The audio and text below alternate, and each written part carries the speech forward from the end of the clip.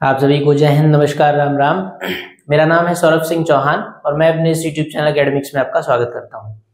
हम पढ़ रहे हैं इस टाइम क्लास 10th की मैथमेटिक्स और क्लास 10th की मैथमेटिक्स में जो टॉपिक हम कर रहे हैं उसका नाम है सांख्यिकी यानी कि स्टैटिस्टिक्स, जिसे आप स्टैट्स भी कहते हैं। इस टॉपिक में काफी सारी चीजें हम कर चुके हैं। माध्यिका यानी मीडियन निकालने वाले क्वेश्चंस लगा चुके हैं, अर्थमेटिक मीन यानी समांतर माध्य वाले क्वेश्चंस लगा चुके हैं। आज की क्लास में जो सब टॉपिक लेना है हमें या जो क्वेश्चंस लेने हैं, आइए चलते हैं सीधे उन पर और देखते हैं। हमने लास्ट क्लास में माध्यिका के कुछ क्वेश्चंस किए थे, मीडियन के कुछ क्वेश्चंस किए थे, तो आइए देखते हैं। अगर आज माध्यिका के कुछ सवाल बचे होंगे तो क्वेश्चंस बचे होंगे तो उनको कर लिया जाएगा, अदरवाइज हम अगले टॉपिक पे चलेंगे। देखिए, माध्यिका का लास्ट क्वेश्चन आपने ये 80% वाला किया था और यही लास्ट है, तो इसलिए मीडियन सब टॉपिक जो है वो होता है कंप्लीट। आज की क्लास में जो आपको करना है वो करना है बहुलक, ठीक है। बहुलक यानी कि मोड, इंग्लिश में क्या कहते हैं इसे, मोड। आपने सबसे पहला टॉपिक सांख्यिकी में किया माध्य, जिसे आप मीन कहते हैं। उसके बाद आपने कहा किया माध्यिका, जिसे मीडियन कहते हैं। और तीसरा टॉपिक जो है उसका नाम है बहुलक, जिसे आप मोड कहते हैं। फिर से सारी बातें वही हैं। डेटा आपको दे रखा होगा और उस डेटा से आपको बहुलक निकालना होगा।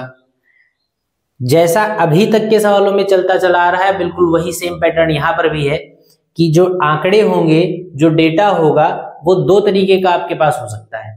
पहला, अवर्गीकृत आंकड़े होंगे यानी कि नॉन ग्रुप डेटा होगा, और दूसरा केस ये हो सकता है कि आपके पास वर्गीकृत आंकड़े हों यानी कि ग्रुप्ड डेटा हो, ठीक है। अवर्गीकृत और वर्गीकृत में क्या डिफरेंस है ये मैं आपको बता चुका हूं, फिर से एक बार रिपीट किए दे रहा हूं। जो डेटा दे रखा होगा वो अगर वर्ग अंतरालों में दे रखा है, जो भी डेटा दे रखा है उसका एक कॉलम अगर वर्ग अंतरालों में, तो वर्गीकृत का मतलब है कि कोई एक पर्टिकुलर चीज किसी दूसरी पर्टिकुलर चीज से ना जुड़कर किसी एक पर्टिकुलर ग्रुप से जुड़ी हुई हो। जैसे कहा जाए कि 7 का कनेक्शन 5 से, तो 7 का कनेक्शन, 7 एक टर्म है और 5 भी अपने आप में एक टर्म है, तो यहां पर 7 का कनेक्शन, 7 एक पर्टिकुलर नंबर है और इसका कनेक्शन जिससे वो भी अपने आप में एक पर्टिकुलर नंबर है, तो ये डेटा वर्गीकृत नहीं हुआ क्योंकि इसमें टर्म का कनेक्शन ग्रुप से नहीं है, टर्म का कनेक्शन टर्म से है। 7 का कनेक्शन 5 से है, 7 भी अपने आप में एक पद है, 5 भी अपने आप में एक पद है। लेकिन इसकी जगह पर अगर कह दिया जाए कि 7 जो है वो कनेक्टेड है या जुड़ा हुआ है या लाई करता है 5 to 10 ग्रुप में, जैसे ऐसे लिखा हो 7 का कनेक्शन है 5 से 10 वाले ग्रुप से, तो 7 एक टर्म है और ये जो इसका जो कनेक्शन है वो 5 to 10 वाले ग्रुप से है, और 5 to 10 एक पर्टिकुलर नंबर नहीं, 5 से लेकर 10 तक का एक ग्रुप बनेगा। 5 से 10 अगर कह दिया जाए, 10 से 15 कह दिया जाए, 10 से 20 कह दिया जाए, 100 से 200 कह दिया जाए, तो 100 से 200 जब आप कहते हैं तो ये एक पूरे ग्रुप की बात कर रहा है। 100 से लेकर 200 तक जितने भी नंबर्स हैं उन सब के समूह में एक पर्टिकुलर नंबर लाई कर रहा है। तो यहां पर क्या है, 7 जो है वो 5 और 10 का जो ग्रुप होगा उससे कनेक्टेड है। तो क्योंकि 7 एक टर्म का कनेक्शन एक ग्रुप से है, यानी कि ये डेटा आपका ग्रुप्ड डेटा कहा जाएगा, यानी वर्गीकृत आंकड़े कहे जाएंगे।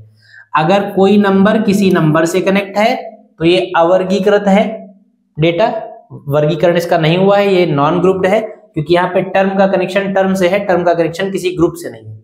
लेकिन अगर किसी टर्म का कनेक्शन किसी ग्रुप से है तो ये ग्रुप डेटा कहा जाएगा, ठीक है बात।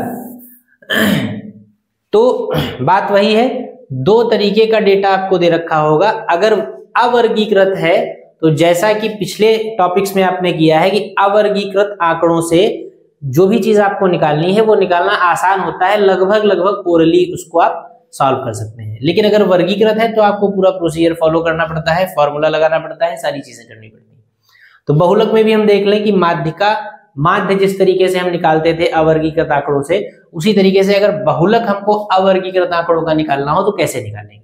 ठीक, देखिए करेंगे क्या हम, अगर आंकड़े यानी डेटा अवर्गीकृत है, नॉन ग्रुप्ड है, तो ऐसे कंडीशन में उस डेटा में आप सिर्फ ये देखेंगे बहुलक निकालने के लिए कि कौन सा नंबर सबसे ज्यादा बार आ रहा है। बहुलक का मतलब है जिसका रिपीटेशन सबसे ज्यादा होगा वही उस डेटा का बहुलक कहा जाएगा। ठीक, जो भी डेटा आपके सामने लिखा हुआ है, अगर मान लीजिए पर्टिकुलर नंबर्स ही केवल लिखे हुए हैं तो आप उन नंबर्स में ढूंढ लीजिए कि कौन सा वाला सबसे ज्यादा बार रिपीट हुआ है, जिसका रिपीटेशन सबसे ज्यादा वही उसका बहुलक। इसके अलावा अगर मान लीजिए कुछ नंबर्स दे रखे हों और नीचे उसकी बारंबारताएं दे रखी हों, यानी कि रिपीटेशंस दे रखे, फ्रीक्वेंसीज दे रखी हों, तो बारंबारता का मतलब क्या होता है? बारंबारता का अगर जो मतलब होता है, अगर उसको आप समझे तो बारंबारता का मतलब ही यही होता है कि कोई टर्म कितनी बार आया है, कोई भी टर्म जितनी बार आया है उसी को आप उस टर्म की बारंबारता करें। जैसे मान लीजिए 4 किसी डेटा में 5 बार लिखा हुआ है, 4 4 4 4 4 4 4 4 4 4, ये 5 बार लिखा हुआ है 4, तो इसका मतलब 4 की बारंबारता 5 है। बात समझ रहे हैं? या इसको उल्टा कहिए, अगर मान लीजिए 3 की बारंबारता 2 है तो इसका मतलब 3 जो है वो 2 बार लिखा जाएगा, 3,3। तो बारंबारता, अगर डेटा ऐसा दे रखा है, मान लीजिए डेटा ऐसा दे रखा टेबल में कि यहां पर कुछ नंबर्स हैं और यहां पर उनकी बारंबारताएं हैं, तो बारंबारताओं का मतलब ये है कि ये वाला नंबर इतनी बार आएगा, ये वाला नंबर इतनी बार आएगा, ये वाला नंबर इतनी बार आएगा और ये वाला नंबर इतनी बार आएगा। और बहुलक आपको निकालना है, तो बहुलक का मतलब आप जानते हैं कि जो नंबर सबसे ज्यादा बार आ रहा है वही बहुलक। तो सबसे ज्यादा बार आने का मतलब क्या? जिस नंबर की बारंबारता सबसे ज्यादा है वही सबसे ज्यादा बार आ रहा है। बारंबारता, जितनी बारंबारता है उतनी बार वो आ रहा है, तो सबसे ज्यादा जिसकी बारंबारता होगी वही वाला पद बहुलक हो जाएगा। बात क्लियर है?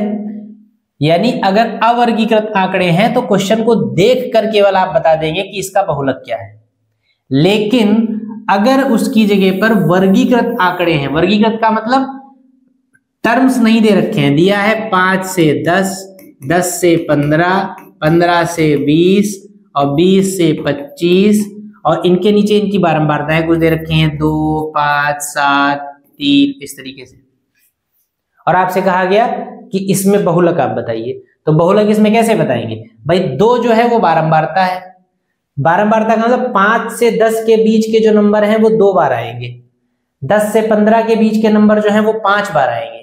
तो आपको बताना है कि 5 से 10, 10 से 15, 15 से 20, 20 से 25, इनमें सारे सब में जितने भी नंबर्स हैं उनमें से बहुलक कौन सा होगा। नीचे जो लिखी वो तो बारंबारताएं हैं, ऊपर जो लिखे हैं ये वर्ग हैं, इन वर्गों में से किस वर्ग का कौन सा नंबर बहुलक होगा ये आपको बताना है। तो ये बताने के लिए आपको एक प्रोसीजर फॉलो करना पड़ेगा, और उस प्रोसीजर के लिए ये सारी कहानी आपके सामने लिखी हुई है, लेकिन ये फॉर्मूले को रटने की जरूरत नहीं, इसको हम अब सवाल के माध्यम से समझेंगे। ठीक है, क्या करेंगे देखिए, एक बार मैं रफली आपको बता दे रहा हूं, फिर हम लोग क्वेश्चंस में चलते हैं। क्या करेंगे? अगर वर्गीकृत आंकड़े होंगे, सॉरी, अगर वर्गीकृत आंकड़े होंगे तो वर्गीकृत का मतलब देखिए इस तरीके से समझ लीजिए, थोड़ा सा 2-4 चीजें लिख लें तो समझना आसान हो जाएगा।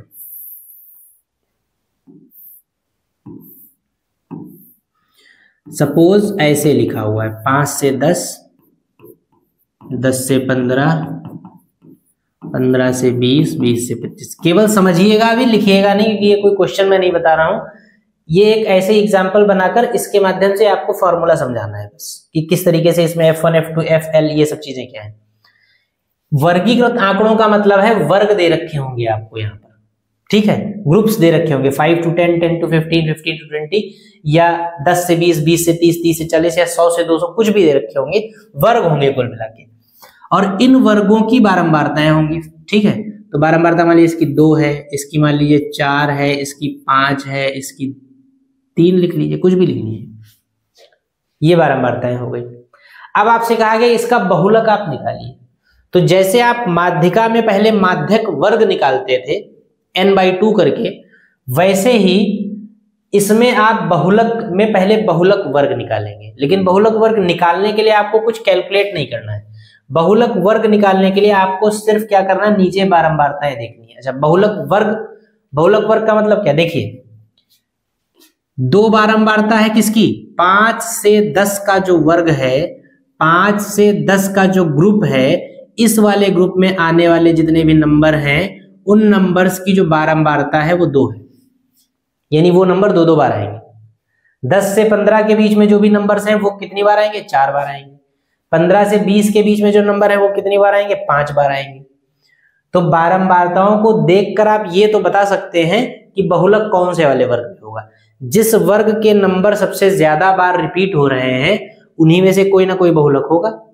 बात क्लियर? तो सबसे ज्यादा रिपीटेशन किसका है? सबसे ज्यादा बारंबारता, जिसकी सबसे ज्यादा बारंबारता है वही सबसे ज्यादा बार आ रहा है। तो सबसे बड़ी बारंबारता जो होगी, क्योंकि वो 15 से 20 वाले वर्ग की है, तो इसका मतलब इसी में तो कहीं ना बहुलक होगा। 15 से 20 के बीच वाला नंबर ही कोई ना कोई तो बहुलक होगा, क्योंकि 15 से 20 वाले वर्ग की रिपीटेशन सबसे ज्यादा है और जिसकी रिपीटेशन सबसे ज्यादा है वही बहुलक। तो 15 से 20 का पूरा वर्ग तो बहुलक हो नहीं सकता है, क्योंकि इस वर्ग की रिपीटेशन सबसे ज्यादा है। तो इसका मतलब इसी के किसी एलिमेंट, इसी में स्थित कोई एलिमेंट जो होगा वो आपका बहुलक होगा। तो इसलिए सबसे पहला काम क्या करेंगे? बहुलक वर्ग पहचानेंगे। बहुलक वर्ग पहचानने का मतलब क्या है? जो सबसे बड़ी बारंबारता है वही आपका बहुलक वर्ग हो गया। यानी बहुलक वर्ग आपका क्या हो गया? 15 से 20। ये पहला टर्म है। महत्तम बारंबारता वाला बहुलक वर्ग ज्ञात कीजिए, यानी सबसे मैक्सिमम बारंबारता जो है उसी वाले वर्ग को आप मार्क कर लेंगे, ये आपका बहुलक वर्ग हो गया। अब उसके बाद फॉर्मूला जो है वो लिखा हुआ है बहुलक बराबर, ये स्मॉल l है, ध्यान रखिएगा, small l plus small f minus f1 upon 2f minus f1 minus f2 और इनटू स्मॉल h। ये फॉर्मूला है। इस फॉर्मूले में सबसे पहले h देख लीजिए क्या है। h है आपका वर्ग अंतराल, यानी इन वर्गों के बीच में कितना डिफरेंस है। तो 5 से 10 5 का डिफरेंस, 10 से 15 5 का डिफरेंस, 15 से 20 5 का डिफरेंस। तो डिफरेंस कॉन्स्टेंटली 5 ही है, 5 ही है। 15 से 20 के बीच में कितना डिफरेंस है? 5 ही है। तो h की वैल्यू कितनी हो जाएगी? 5। यानी वर्ग अंतरालों में maximum limit minus minimum limit जो भी आएगा वो h हो जाएगा। उसके बाद स्मॉल f, स्मॉल f क्या होगा? ये देखिए यहां लिखा हुआ है, ये l है यहां पे। स्मॉल f का मतलब बहुलक वर्ग की बारंबारता। बहुलक वर्ग ये है और इसकी बारंबारता कितनी है? 5। तो स्मॉल f कितना, अगर इस सवाल की बात करें तो h आपका 5 हो जाएगा, यानी 15 और 20 के बीच का अंतर। यहाँ ये 5 नहीं, h ये 5 हो जाएगा। बहुलक वर्ग की बारंबारता, बहुलक वर्ग ये वाला है, इसकी बारंबारता 5 है, तो यानी कि स्मॉल f आपका 5 हो जाएगा। f1 कितना हो जाएगा? बहुलक वर्ग से पहले वर्ग की बारंबारता। बहुलक वर्ग ये है, इसके पहले वाला वर्ग क्या है? ये 4। तो बहुलक वर्ग से पहले की बारंबारता ये 4 हो जाएगा। और f2 देख लीजिए क्या है।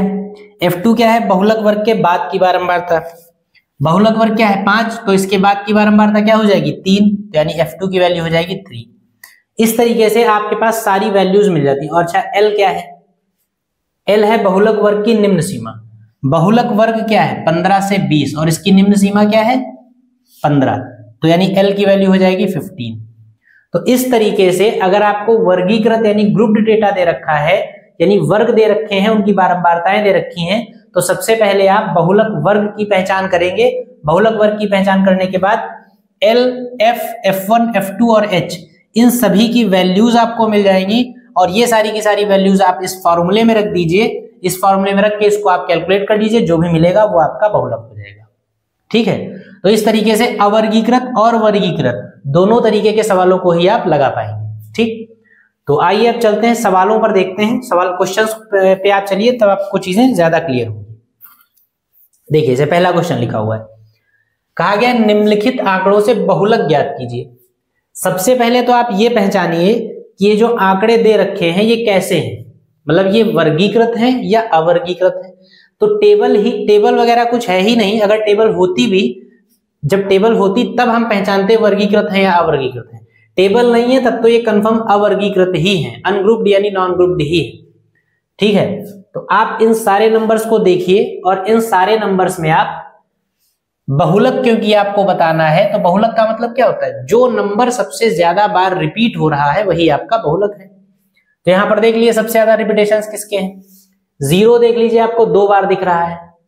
अगर कोई नंबर 2 से ज्यादा बार आ रहा है तो फिर वो बहुलक हो जाएगा, वरना 0 हो जाएगा। 6 को आप देखें, 1, 2, 3 4 बार आ रहा है, 6 जो है वो 4 बार आ रहा है, 5 जो है वो 2 बार आ रहा है, 0 2 बार आ रहा है, बाकी कोई नंबर्स है नहीं जो इससे ज्यादा रिपीटेशंस दिखा रहे हो। तो सबसे ज्यादा जो रिपीटेशन है वो 6 का है, तो इसका बहुलक आपका कितना हो जाएगा 6। और कुछ लिखना ऐसा मतलब ये नहीं है कि लैंग्वेज लिखनी है, वो ये एक नंबर का शॉर्ट में क्वेश्चन आएगा, आपसे इसका बहुलक पूछा जा रहा है तो आप देखेंगे सबसे ज्यादा रिपीटेशन किसका, सबसे ज्यादा रिपीटेशन अगर 6 का है तो 6 ही जो है वो बहुलक हो जाएगा, यानी कि मोड हो जाएगा। मैक्सिमम आप ये लिख सकते हैं कि क्योंकि दिए गए आंकड़ों में 6 की बारंबारता सबसे ज्यादा है, या 6 की पुनरावृत्ति या 6 का रिपीटेशन 4 बार सबसे ज्यादा बार हो रहा है, इसलिए 6 आप दिए गए आंकड़ों का बहुलक होगा। ठीक है, तो इस क्वेश्चन में ये इन क्वेश्चन में कुछ है नहीं है, ओरल क्वेश्चंस हैं। अगला सवाल देखें, अगले में देखिए कहा गया बारंबारता सारणी तैयार करके निम्नलिखित श्रेणी का बहुलक ज्ञात कीजिए। तो देखिए बारंबारता सारणी बनाने में कुछ नहीं है, बारंबारता सारणी बनाने के लिए क्या करिए आप नंबर्स लिख लिए। सबसे पहला नंबर क्या है 3, लिख लिया। अब 3 का रिपीटेशन देखिए कितनी बार है, 3 1 2 3 बार आया है, तो ऊपर हम पद लिखेंगे और नीचे हम बारंबारता लिखेंगे, ऐसे आप हेडिंग भी बना सकते हैं। ठीक है, पद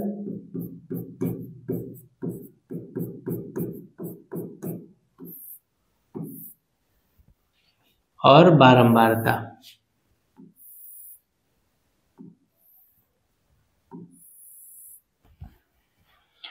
पद सबसे पहले लिखेंगे 3, और 3 कितनी बार आया है 3 बार, तो इसकी बारंबारता भी कितनी हो जाएगी 3। अगला पद लिखेंगे 4, सारणी बनाना देखिए सीख लिए कि टेबल कैसे बनाई जाती है। अगला ये आपका हो गया, ये हो गया, तो ये वाला 3 भी चला गया, ये वाला 3 भी चला गया, और 3 है नहीं। अब 4 को देखिए, 4 कितनी बार है 1 2 3 4 5, यानी 4 की बारंबारता कितनी है 5। अगला नंबर लिखिए 6, 6 एक बार 2, 6 की बारंबारता कितनी है 2। 8, अगला नंबर लिख लीजिए 8, 8 की बारंबारता कितनी है 1, 8 एक बार ही आया है। उसके बाद अगला लिख लीजिए 2, 2 को देखिए कितनी बार आया 1 2 3 4, बस 4 बार आया है 2, तो इसकी बारंबारता 4। फिर अगला नंबर कौन सा आएगा 9, 9 लिख लीजिए 1 2, तो 9 की बारंबारता कितनी हो गई 2। फिर अगला नंबर कौन सा आएगा 7, तो 7 एक बार हुआ, और 7 2 बार हुआ, और 7 3 बार हुआ, तो 7 की बारंबारता हो गई 3। और उसके बाद अगला नंबर आएगा 5, और 5 एक बार ही आया है, तो इसकी बारंबारता 1। सारे नंबर खत्म हो गए, तो आपकी टेबल भी कंप्लीट हो गई। ठीक है, इसको ऐसे आप अलग अलग कर दीजिए। ये जो दिए गए आंकड़े थे, जो डेटा दे रखा था, इससे आपने टेबल आपको बनाने के लिए कहा गया था, तो इसको आपने टेबल में कन्वर्ट कर लिया। अब कहा गया टेबल एक आधा सवाल का भाग हो गया। सवाल में कहा गया था कि बारंबारता सारणी तैयार करके बहुलक बताइए, तो सारणी तो हमने तैयार कर ली, अब बहुलक बताना है। बहुलक का मतलब क्या होता है, जो नंबर सबसे ज्यादा बार आ रहा हो, और जो सबसे ज्यादा बार आएगा उसी की बारंबारता सबसे ज्यादा होगी, क्योंकि बारंबारता का मतलब ही यही होता है कि वो कितनी बार रिपीट हो रहा है। तो सबसे बड़ी बारंबारता जिसकी होगी वही नंबर सबसे ज्यादा बार आ रहा है, और जो सबसे ज्यादा बार आ रहा है वही बहुलक है। तो सबसे बड़ी बारंबारता देख लीजिए किसकी है, बारंबारता सबसे बड़ी किसकी है, सबसे बड़ी बारंबारता कौन सी है 5, और 5 किसकी बारंबारता है 4 की, तो इसलिए बहुलक क्या हो जाएगा, सबसे ज्यादा रिपीटेशन जो हो रहा है वो 5 टाइम्स हो रहा है, और 5 टाइम्स कौन आ रहा है 4, तो जो सबसे ज्यादा बार आ रहा है वो बहुलक। 5 बार आ रहा है लेकिन कौन आ रहा है 4, तो जो आ रहा है वो बहुलक। 5 बार 4 आ रहा है, इसलिए बहुलक कितना हो गया 4। ये इस सवाल का बहुलक हो गया। इसी तरीके से इस वाले क्वेश्चन की भी टेबल आपको बनानी है, और टेबल बनाने के बाद आपको इसका बहुलक बताना है यानी कि मोड बताना है। तो इसकी भी टेबल आप ऐसे ही बनाएंगे, ये आपके लिए होमवर्क में। अगले क्वेश्चन पर हम लोग चलेंगे, देखें क्या है अगला सवाल। अगला क्वेश्चन देख लीजिए। अगले क्वेश्चन में कहा गया है कि यदि इन आंकड़ों का बहुलक जो है वो 43 है तो x की वैल्यू आप बताइए। x यहां पर देखिए बहुत सारे नंबर्स लिखे हुए लेकिन बीच में एक x भी लिखा हुआ है, तो x की वैल्यू निकालिए। बहुलक 43 है, तो ये ओरल क्वेश्चन है, इसमें भी आप देख लीजिए बहुलक क्या क्या हो सकता है। पहले ये देखिए 64 एक बार है, नहीं हो सकता। 60 एक बार है, नहीं हो सकता। देखिए 48 एक बार है, 48 दो बार है, और 43 एक बार है, 43 दो बार है। अब देखिए 48 भी यहां पर दो बार है और 43 भी यहां पर दो बार है, बाकी कोई हो नहीं सकता है। तो 48 भी बहुलक हो सकता है और 43 भी बहुलक हो सकता है, लेकिन यहां पर कहा गया कि बहुलक तो 43 ही है। बहुलक कितना, मोड जो है 43 ही है, तो आपको x की वैल्यू निकालनी। तो 48 और 43 जब तक इस x को आप इंक्लूड नहीं करेंगे तब तक आप देख रहे हैं कि 48 भी दो बार आया है और 43 भी दो बार आया है, दोनों बराबर बराबर बार आए हैं, इसलिए दोनों में से कोई, दोनों बहुलक होंगे, या फिर दोनों में से कोई एक अगर बहुलक होना है तो वो होगा जो ज्यादा बार आया है। तो क्योंकि बहुलक 43 है, इसका मतलब 43 का रिपीटेशन 48 से ज्यादा होगा। जो सवाल लिखा हुआ है उसमें तो आपको दिख रहा है कि 48 भी दो बार है, 43 भी दो बार है। तो अगर इस वाले x की जगह पर 43 ही होता, अगर इस x की जगह पर 43 ही होता तो 43 का रिपीटेशन कितनी बार हो जाता, दो और एक तीन बार हो जाता, और 43 बहुलक हो जाता। क्योंकि सवाल कह रहा है कि 43 ही बहुलक है, इसका मतलब 43 का रिपीटेशन 48 से ज्यादा होगा। 43 का रिपीटेशन अगर 48 से ज्यादा होगा तो यानी इस x की जगह पर जब 43 आएगा तभी 43 बहुलक हो सकता है। अगर इस x की जगह पर 48 आ जाए तो 48 बहुलक हो जाएगा, कि 48 तीन बार हो जाएगा। और अगर इस x की जगह पर 48 और 43 दोनों में से कोई ना आए तो कोई भी नंबर आ जाए, इनमें से जो भी आएगा उसका रिपीटेशन भी मैक्सिमम दो बार ही हो पाएगा, क्योंकि इनके अलावा और कोई नहीं है जो इनसे ज्यादा बार आया हो। तो क्योंकि 48 और 43 दोनों बराबर बराबर रिपीटेशन रख रहे हैं, तो इनमें से जो ज्यादा बार आएगा वो बहुलक होगा।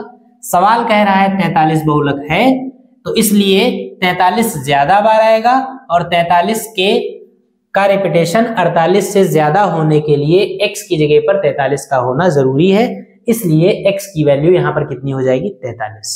बात समझ गए? सीधी सीधी बात यह है कि ऐसे क्वेश्चंस में जिनमें आपसे x की वैल्यू पूछी जा रही है, x की जगह पर जिसको रखने पर आपको सवाल का बहुलक मिल जाए वही x का मान होगा। जैसे दूसरा क्वेश्चन, दूसरे में कहा गया है कि बहुलक 15 है, x की वैल्यू बताइए।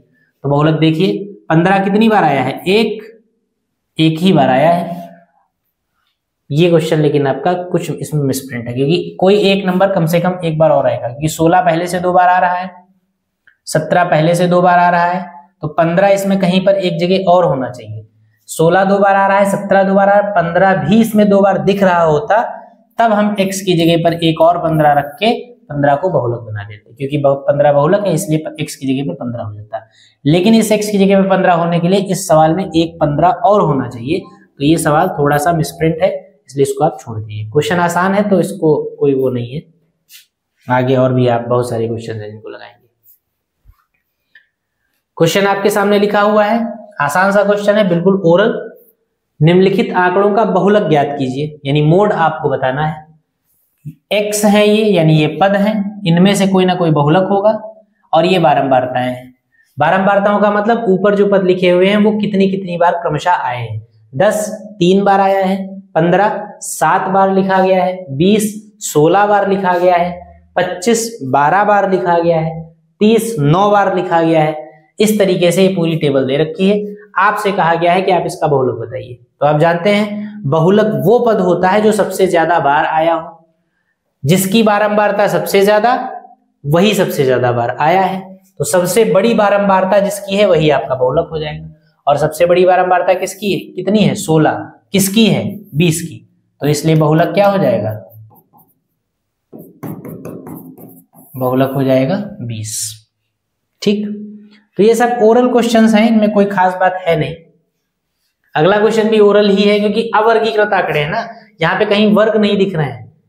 यहाँ पर भी आंकड़ों का बहुलक आपको बताना है तो सबसे बड़ी बारंबारता ढूंढिए। 12, 24, 36, 38, 37, 6, 38 सबसे बड़ी बारंबारता है 38, यानी सबसे ज्यादा बार जो संख्या आई है वो 38 बार आई है। 38 बार कौन आया है? 24। तो सबसे ज्यादा बार क्योंकि 24 आया है इसलिए बहुलक कितना हो जाएगा? 24। तो इस बार 24 आंसर हो जाएगा। ये सारे क्वेश्चंस ओरल हैं, इनको आप बस देखिए और आंसर लिखिए। अगला क्वेश्चन, अब आपको प्रोसीजर पे अपने आना पड़ेगा, पैटर्न जो आपको बताया, क्योंकि अब देखिए आंकड़ा वर्गीकृत हो गया। अब यहां पर पद नहीं दे रखे हैं, जो बारंबारताएं दे रखी हैं वो बारंबारताएं पदों की नहीं दे रखी, टर्म्स की नहीं दे रखी हैं। बारंबारताएं जो हैं वो ग्रुप्स की दे रखी हैं। 1 से 3 तक की बारंबारता 7, 3 से 5 तक की बारंबारता 8, 5 से 7 तक की बारंबारता 2, यानी वर्ग दे रखे हैं, ऊपर ग्रुप्स दे रखे हैं और उनकी बारंबारताएं दे रखी हैं। अब आपको निकालना है बहुलक, तो अब आप अपने उस प्रोसीजर को पूरा प्रोसीजर फॉलो करना पड़ेगा जो आपने दूसरा वाला पैटर्न सीखा था फॉर्मूले वाला। एक ये क्वेश्चन है, एक ये क्वेश्चन है, कोई भी आप लगा सकते हैं दोनों में से। तो इसमें कैलकुलेशन कम है, इसमें थोड़े बड़े डिजिट्स हैं तो ज्यादा हो सकती है, मतलब ज्यादा कैलकुलेशन कुछ नहीं। तो यही कर लीजिए आप, बड़ा वाला सवाल। इसके बाद क्या है? x है, चलिए इसको बाद में करेंगे। ये वाला कर लीजिए आप, इसके पहले वाला होमवर्क में लगाइएगा, इसमें वही बहुलक आपको निकालना है। तो चलिए शुरू करते हैं क्वेश्चन।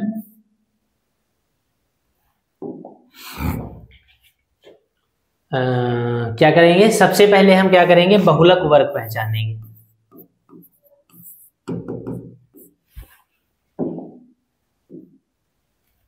सबसे पहले हम बहुलक वर्ग पहचानेंगे, तो लिखेंगे क्योंकि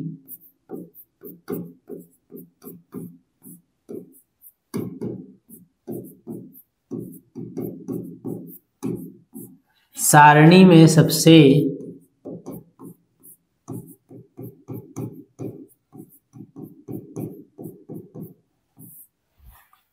बड़ी बारंबारता, सबसे बड़ी बारंबारता ढूंढिए कौन सी है? 32। सबसे बड़ी बारंबारता 32 है, इसलिए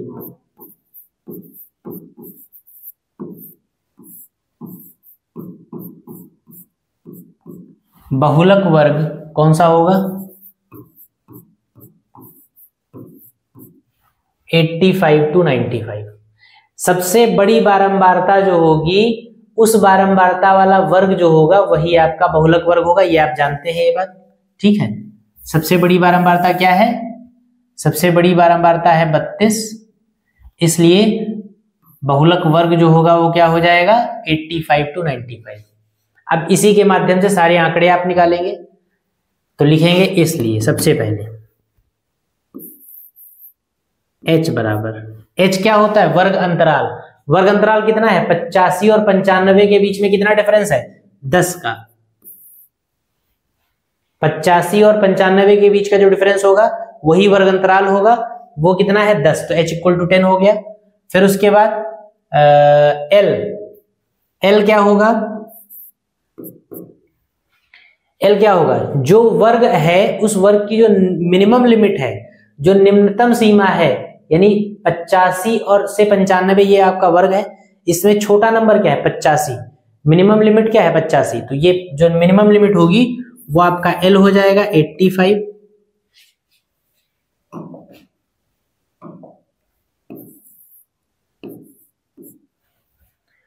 उसके बाद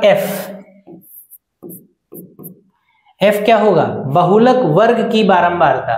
बहुलक वर्ग की बारंबारता कितनी है? 32। उसके बाद f1 बहुलक वर्ग से पहले वर्ग की बारंबारता। बहुलक वर्ग से पहले वाला वर्ग कौन सा है? 30। बहुलक वर्ग की बारंबारता 32, उससे पहले की बारंबारता 30।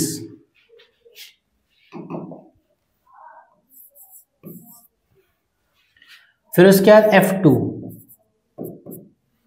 बहुलक वर्ग के बाद की बारंबारता। बहुलक वर्ग 32 है, उसके बाद की बारंबारता कितनी? 6। सारी वैल्यूज आपके पास हैं, बहुलक का फॉर्मूला आप जानते हैं, लगा दीजिए।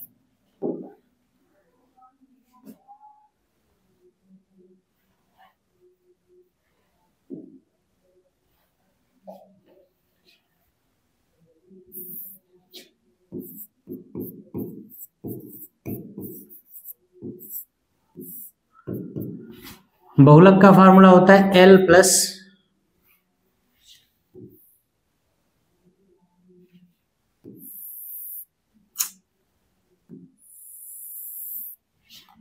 प्लस क्या होता है फार्मूला, एक बार देख लीजिए, कंफर्म कर लीजिए, कहीं गलत ना हो।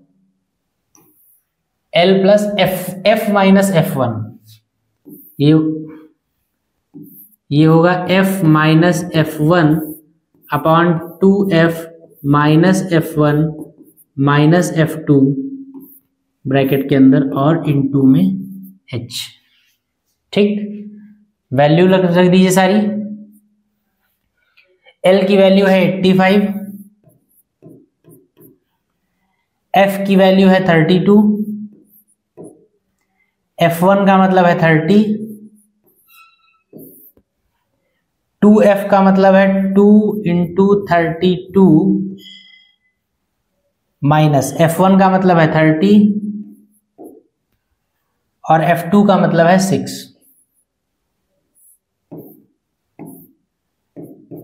और H का मतलब है 10।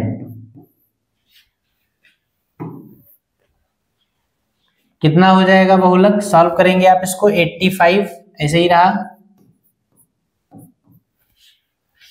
ऊपर बचेगा 2, नीचे हो जाएगा ये 30 और 6 36 हो जाएगा, 32 दूना 64 हो जाएगा। 64 में से जब 36 जाएगा तो 64 में से जब 30 चला जाएगा, 64 में से 34 जाएगा तो 30 बचेगा, 2 और चला जाएगा तो 28 बचेगा इंटू 10। यानी ये हो जाएगा 2 एकम 2 और 2 14 बार कटेगा, 14 दूनी 28 और 14 से फिर 2 पंचे 2 सत्ते 14, 85 प्लस 5/7। ठीक, एलसीएम ले लीजिए।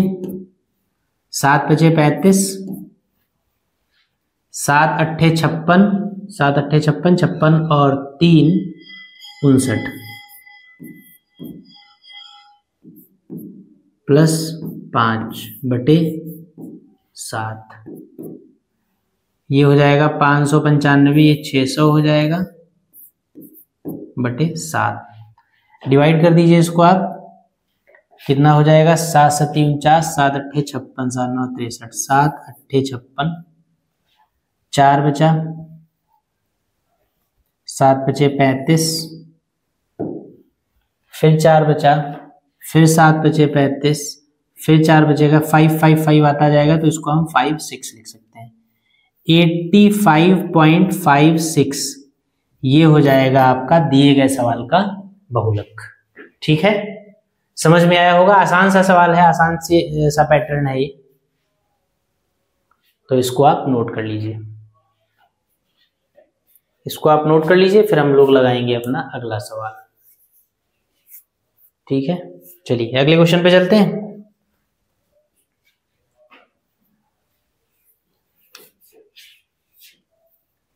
अगला क्वेश्चन क्या कह रहा है, अगला सवाल कह रहा है कि निम्नलिखित श्रेणी का बहुलक 36 है तो इसमें लुप्त बारंबारता बताइए। लुप्त बारंबारता मतलब एक बारंबारता जो है वो आपकी x के फॉर्म में दे रखी, इस x की वैल्यू निकालिए। तो आसान सा क्वेश्चन है, आइए शुरू करते हैं सॉल्यूशन अपना।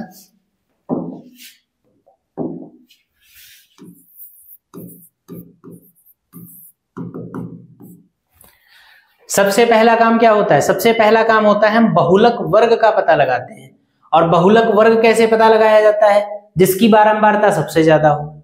लेकिन ये पैटर्न यहाँ पे फॉलो तो कर नहीं सकते हैं, क्योंकि बारंबारता में एक बारंबारता x है, जितनी बारंबारताएं नंबर में आपको दिख रही उनमें तो आप सबसे बड़ी पता लगा सकते हैं, लेकिन जो x है उसकी वैल्यू पता नहीं क्या है। हो सकता है इन सब में जो सबसे बड़ी बारंबारता दिख रही हो x का मान उससे भी ज्यादा हो, तो अगर x का मान उससे भी ज्यादा हो जाएगा तो सबसे बड़ी बारंबारता x हो जाएगी। लेकिन अगर x का मान सबसे बड़ी वाली बारंबारता से ज्यादा नहीं है तो फिर ये सब बहुलक वर्ग नहीं होगा। कुल मिला के x जो है वो मामले को अनिश्चित किए दे रहा है। आप बारंबारताओं को देखकर इस सवाल में बहुलक वर्ग का पता नहीं लगा सकते हैं, क्योंकि बारंबारताओं में एक बारंबारता अज्ञात है, अननोन है, उसकी वैल्यू कुछ भी हो सकती है, उसकी वैल्यू पर ही डिपेंड करेगा कि इन सब में सबसे बड़ी संख्या कौन सी। ठीक है, तो इसलिए बहुलक वर्ग हम बारंबारताओं को देखकर तो पता नहीं लगा सकते। यहां पर बहुलक वर्ग का मामला बिल्कुल साफ है, क्योंकि आपको बहुलक दे ही दिया गया है। बहुलक वर्ग का मतलब है वो वर्ग जिसमें बहुलक आ रहा हो। हमको बहुलक दे दिया गया 36, तो 36 जिसमें होगा वही बहुलक वर्ग होगा। तो 36 कौन से वर्ग में आएगा, बस ये आप देख लीजिए भाई। 36 किस में आएगा, 0 से 10 के बीच में 36 नहीं आएगा, 10 से 20 के बीच में नहीं आएगा, 20 से 30 के बीच में भी नहीं आएगा, 30 से 40 के बीच में 36 आएगा। बहुलक वर्ग का मतलब है बहुलक जिस वर्ग में एग्जिस्ट करता हो, क्योंकि बहुलक यानी कि मोड 36 है और 36 इस वाले ग्रुप में एग्जिस्ट कर रहा है। 30 से 40 के बीच में 36 आएगा, तो बहुलक यानी 36 जिसमें आएगा वही बहुलक वर्ग हो जाएगा। यानी कि 30 से 40 का वर्ग जो होगा ये क्या हो जाएगा, ये आपका बहुलक वर्ग हो जाएगा। हो जाएगा कि नहीं हो जाएगा, बस इस कहानी को पहले आप लिख लीजिए। लिखेंगे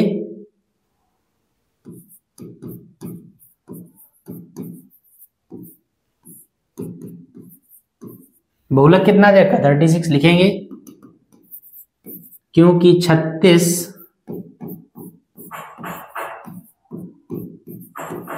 वर्ग 30 से 40 में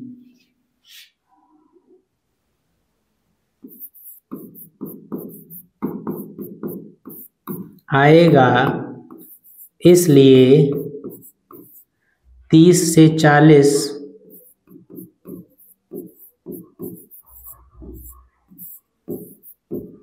बहुलक वर्ग होगा। बस अगर आपने बहुलक वर्ग पता लगा लिया तो समझ लीजिए आपका काम पूरा हो गया। बहुलक वर्ग अगर आपने पता लगा लिया तो सारी वैल्यूज आप निकाल सकते हैं। चलिए लिखिए मान। सबसे पहले h बराबर क्या होता है, h बराबर क्या होगा, h का मतलब वर्ग अंतराल। बहुलक 30 से बहुलक वर्ग जो है वो 30 से 40 है, तो 30 से 40 के बीच का डिफरेंस कितना है, 10।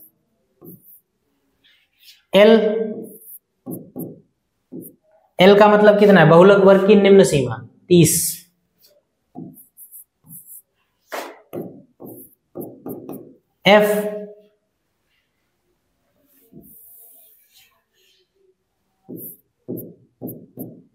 F का मतलब बहुलक वर्ग की बारंबारता। बहुलक वर्ग 30 से 40 की बारंबारता कितनी, 16। तो F की वैल्यू 16 यानी 16। F1 और F2। F1 बहुलक वर्ग से पहले वर्ग की बारंबारता x और F2 बहुलक वर्ग के बाद वाले वर्ग की बारंबारता 12। सारे वैल्यूज आपको मिल गए। h का मान है, l का मान है, f का मान है, f1 f2 का मान है और बहुलक 36 आपको मालूम है। तो अब आप क्या लिखेंगे,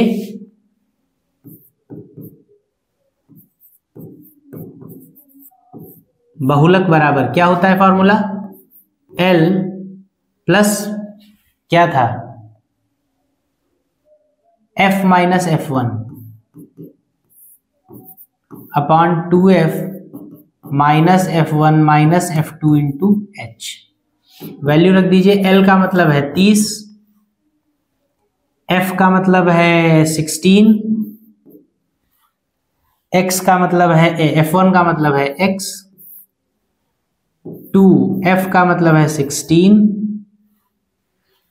और f1 x हो गया और f2 12 हो गया और h का मतलब है 10। ठीक है, बहुलक आपको कितना दे रखा, 36, तो इधर आप लिख लिए 36। तो ये 36 माइनस ये 30 इधर आ गया, इधर क्या बचा 16 माइनस x अपॉन 16 दूनी 32, 32 में से 12 आ गया 20, तो प्लस का 20,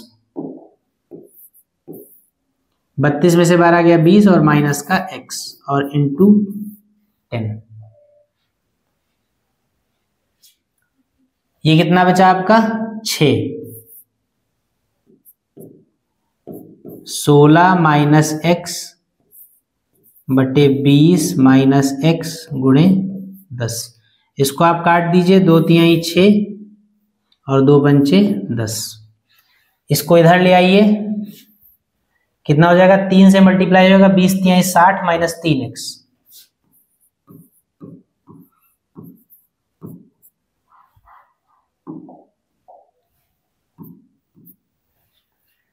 बीस तिहाई 60 माइनस 3x और 20 तिहाई 60 माइनस 3x और 5 से गुणा हो जाएगा, 16 पंचे 80 माइनस 5x। 5x इधर ले आइए तो 5x माइनस 3x से 2x हो जाएगा, 60 उधर ले जाइए तो 20 बचेगा, x बराबर 10 बचेगा। x की वैल्यू ही आपको निकालनी थी, x की वैल्यू कितनी आ गई, 10 आ गई। ठीक है, तो इसको लगा लीजिए, इस क्वेश्चन को भी आप लगा लीजिए।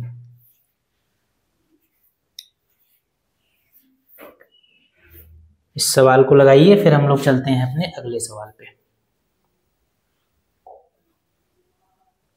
अगला सवाल खत्म।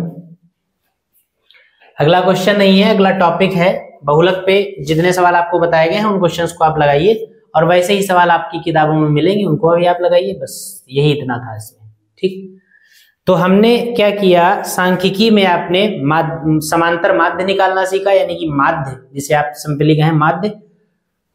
माध्य का मतलब मीन। माध्य आपने निकालना सीखा जिसे आप मीन कहते हैं, माध्यिका आपने निकालनी सीखी जिसे आप मीडियन कहते हैं, और उसके बाद बहुलक आपने निकालना सीखा जिसे आप मोड कहते हैं। अब कुछ क्वेश्चंस ऐसे होंगे जिनमें माध्य, माध्यिका और बहुलक तीनों की बात की जाएगी। 3 में से कोई 2 चीजें आपको दे रखी होंगी और तीसरी आपको निकालनी होगी।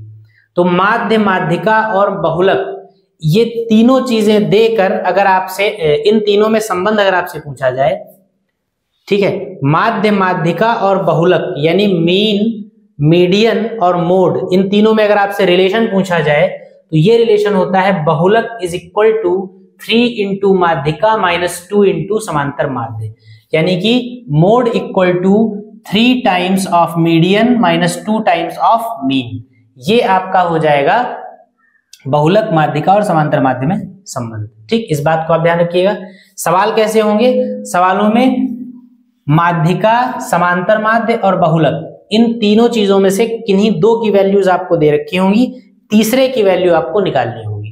तो बस आप ये रिलेशन यूज करेंगे और एक लाइन में आपको आंसर मिल जाएगा। ठीक है, मैं फिर से एक बार रिपीट करूंगा कि अगर आपसे माध्य, माध्यिका और बहुलक यानी मीन, मीडियन और मोड में रिलेशन पूछा जाए, संबंध पूछा जाए, तो वो संबंध होता है बहुलक बराबर 3 गुणे माध्यिका माइनस 2 गुणे समांतर माध्य, यानी mode equal to 3 times of median minus 2 times of mean.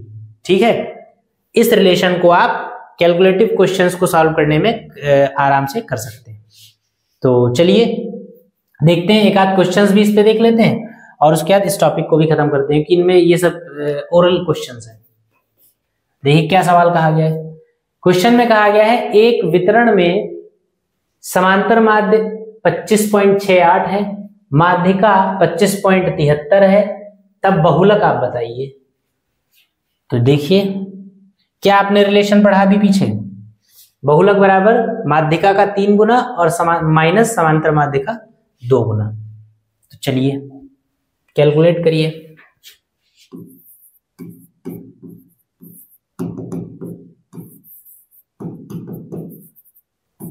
क्या वैल्यूज दे रखी हैं, समांतर माध्य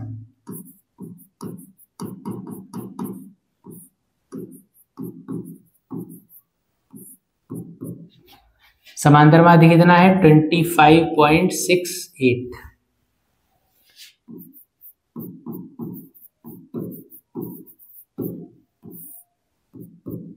माध्यिका कितनी है 25.73, बहुलक आपको बताना है।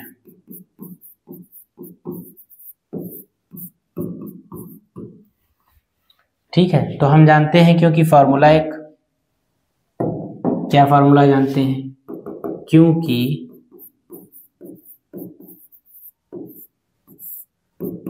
बहुलक बराबर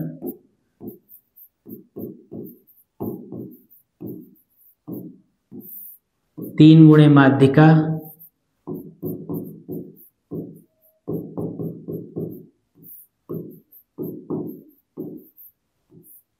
माइनस 2 गुणे समांतर माध्य। वैल्यू पुट कर दीजिए। बहुलक तो आपको निकालना ही है, 3 गुणे माध्यिका कितनी है 25.73 माइनस 2 इंटू समांतर माध्य कितना है 25.68। कैलकुलेट करिए इसको। 3 तिहाई 9, 3 सत्ते 21, 3 पचे 15, 2 17, 3 दूनी 6, 1 7 माइनस, इसको गुणा कर लीजिए। 2 अट्ठे 16, 2 छंग 12 और 1 13, 2 अट्ठे 16, 2 छंग 12 और 1 13, 2 पंचे 10, 10 और 1 11, 2 दूनी 4 और 1 5, 2 अट्ठे 16, 2 छंग 12 और 1 13, 2 पंचे 10 और 1 11, 2 दूनी 4 और 1 5, ये 51.36। माइनस कर लीजिए कितना आएगा, इसमें से 9 में से 6 चला गया 3, यहाँ 1 बचा, इधर से आ गया तो 11 हो गया, 11 में से 3 चला गया 8, 8 3 11, यहाँ 6 बचा, 6 में से 1 चला गया 5, यहाँ 7 में से 5 चला गया 2, 25.83 ये आपका आ गया बहुलक। ठीक है, बहुलक आपको निकालना था, आपने सीधे रिलेशन यूज कर लिया जो भी इन तीनों में होता है, वैल्यू पुट कर दी, कैलकुलेट कर लीजिए, 25.83 आपको बहुलक मिल गया। तो इस तरीके से आप इन क्वेश्चंस को लगाएंगे। ठीक, तो चलिए और देख लें एक आध क्वेश्चन क्या है। एक समुच्चय की संख्याओं का माध्य तथा माध्यिका 8.9 और 9 है तो बहुलक ज्ञात कीजिए। सेम क्वेश्चन है, माध्य दे रखा है और माध्यिका दे रखी है, बहुलक बताना है। जैसे बस रिलेशन जो है उसको लिखिए, उसमें वैल्यू पुट कर दीजिए। ये कहाँ चला गया सवाल, चलिए इसको छोड़िए, सवाल पता नहीं कहाँ चला गया। एक आंकड़े के बहुलक तथा माध्यिका का अंतर, बहुलक और माध्यिका का अंतर 24 है, माध्य और माध्य का अंतर ज्ञात की। ये सवाल भी थोड़ा सा कुछ मिसप्रिंट है, इसको मैं अगली क्लास में कंफर्म करूंगा कि क्या है, थोड़ा सा इसमें इंफॉर्मेशन कुछ गलत लग रही। प्रथम विषम प्राकृतिक संख्याओं का माध्य ज्ञात कीजिए।